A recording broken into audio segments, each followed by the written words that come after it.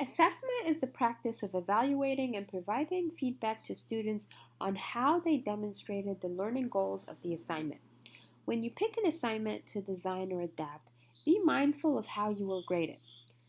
Think about how you will evaluate their work. What makes an A minus or C plus? A rubric is one way of systematizing the evaluation so that you can keep track of what you are grading and how students are scoring according to an objective measure.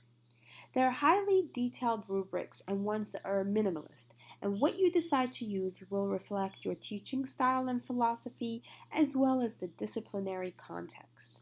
Ask your department if they have a rubric they want you to use or have used in the past.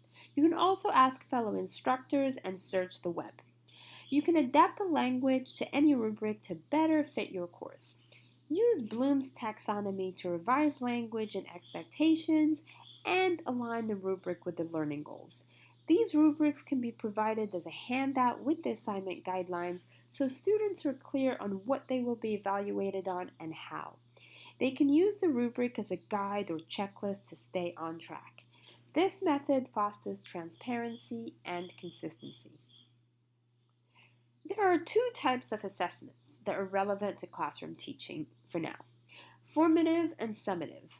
Formative assessment is one that is given along the process of learning at various benchmarks in the assignment. It is usually a low stakes feedback and offers an opportunity to learn and improve. Summative assessment is an evaluation of the assignment once it has been completed. This is very helpful for students to have clarity on how they did on the assignment and the course overall. Try to give as much formative feedback as possible so students can learn from it along the way. Provide opportunities, if possible, for students to revise work based on your feedback or at least respond to your feedback in a low stakes environment. When picking an assignment, consider how much time you have and how much time it will take to evaluate all the student work.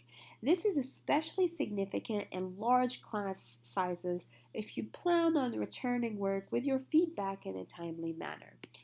As you plot out the semester, due dates, stagger deadlines so they are not overwhelming with other responsibilities and deadlines.